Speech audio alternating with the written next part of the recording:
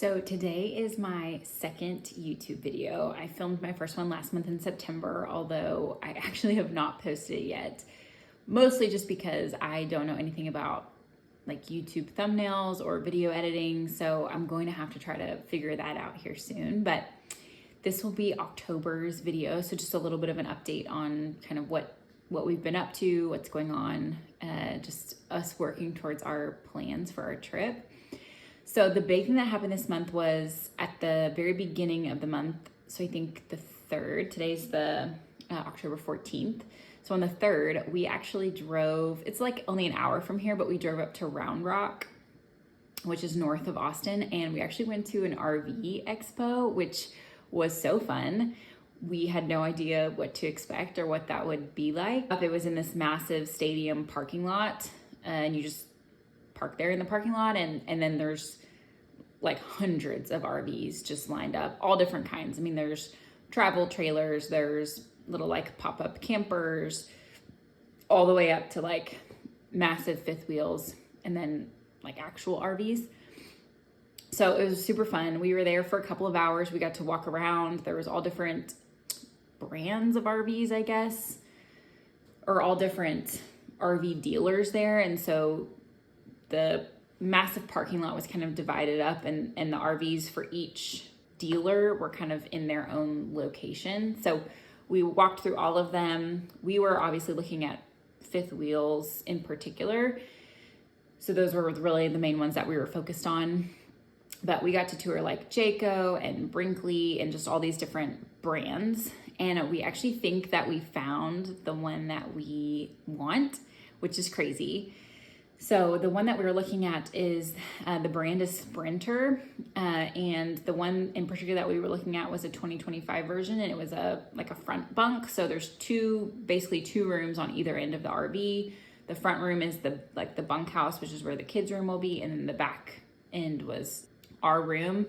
It's funny, the Sprinter was one of the last ones that we looked at, and we actually, I don't think, ended up taking any footage of it, but I can insert some clips, maybe if I can figure out how to do that, of us walking through some other ones. We probably will go up to so the Sprinter in particular that we were looking at is actually up in Georgetown. So we will probably try to go look at it again at some point in the next couple of months. And so at that point, we will try to get some footage if we can of what the one that we're actually looking at. I think they're selling it for like $69,000, which we were hoping to stick around 60. So it is a little bit higher than what we wanted, but we're hoping that if we were to wait until at some point next year when the 2026 models come out, we're hoping that the 2025, which is the one that we want, will be a little bit more affordable at that point. We'll see.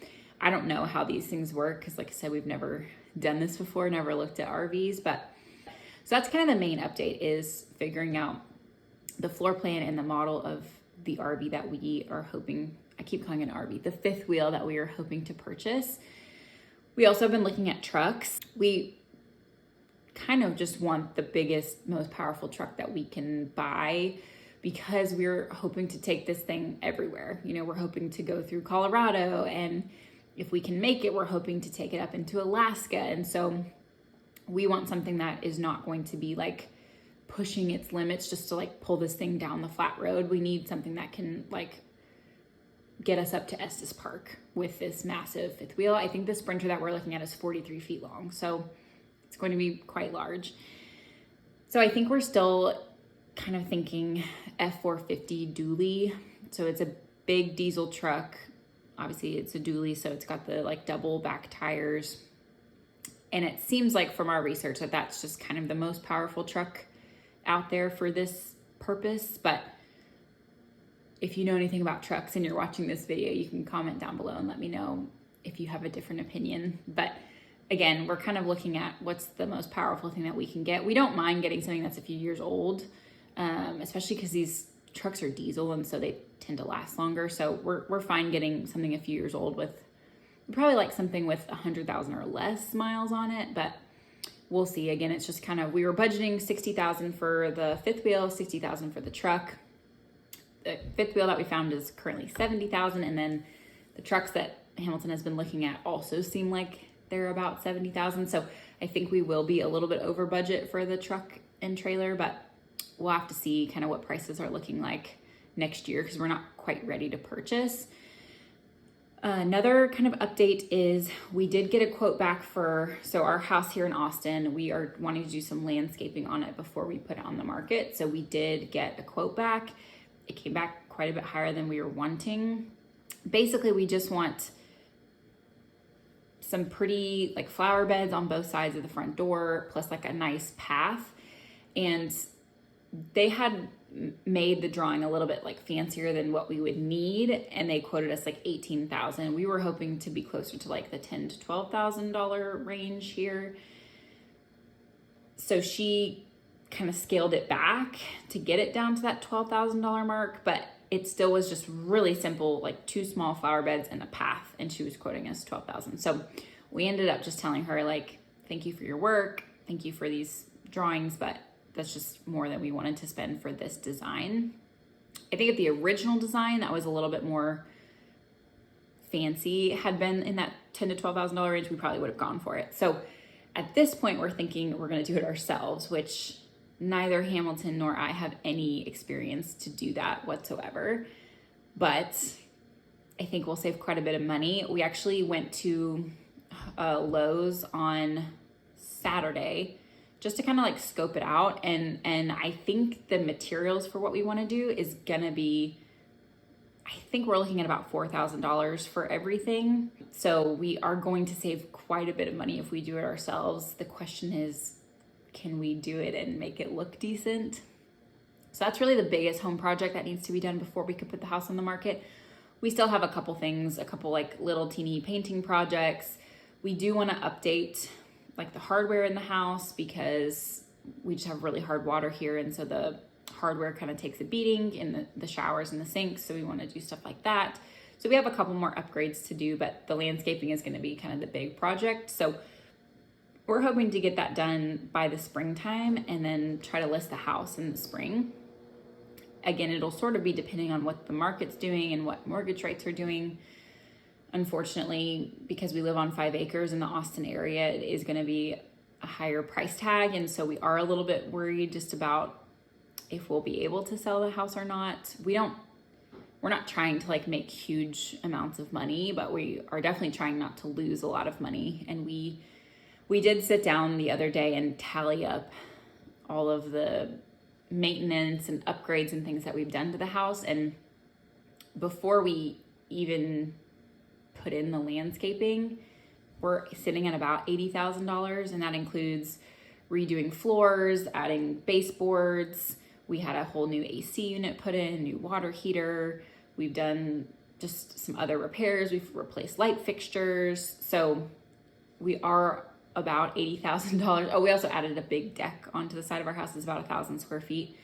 The inside of our house it's 1,900 square feet, so it's definitely a decent sized house, but the like living, kitchen, dining area is fairly small. So we wanted a nice outdoor space where we could, host people, have a bunch of people over. We could not fit that many people inside the house. So we did have the deck. But anyways, yeah, we're sitting at about $80,000 that we've put into the house just on maintenance and upgrades. So again, we're not trying to make tons of money, but we're also not trying to lose money on the house. We bought it I think we closed in May of 2022. So this spring we'll be coming up on 4 years that we've lived here. So,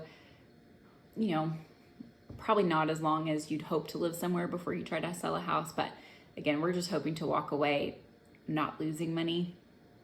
So if we list in the spring, if it does sell quickly, which would be an answer to prayer, would be fantastic, then we probably will just go ahead and buy the RV and the truck because we're not quite ready to leave Texas yet.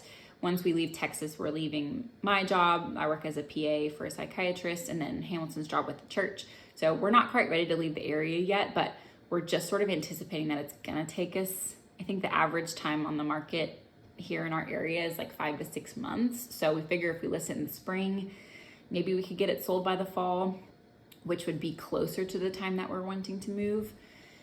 But anyways, if it sells quickly, then we'll just go ahead and buy the fifth wheel and the truck, and we'll there's a couple parks around here where we can kind of set up shop. And honestly, I think living in it for a while before we're on the road full time might be kind of good. Just figuring everything out, figuring how things work, figuring the setup up, all the hoses and stuff, the slides, the leveling.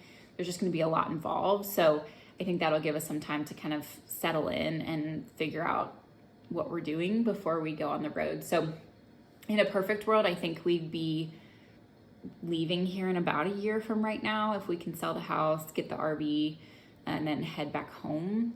We'd love to be home for the holidays next year. I think that would be really fun. And then leave on our trip at some point in 2027.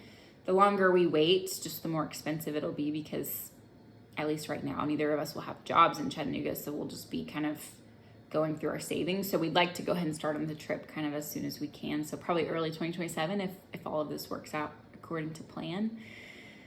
So a lot between now and then, but that's kind of our update right now. We think we found the RV, looking into trucks. We're going to be working on the landscaping over the next couple of months. We have kind of a rough design, and again, we priced out materials a little bit, but I don't know when we'll actually do the project, but hopefully we'll be able to film some of that, which would be fun. And then just kind of getting things ready to hopefully put the house on the market in the spring. So yeah, hopefully you guys are wanting to follow along with all of this. Again, we'll try to do one video a month, probably until we head out on the trip, just as little updates.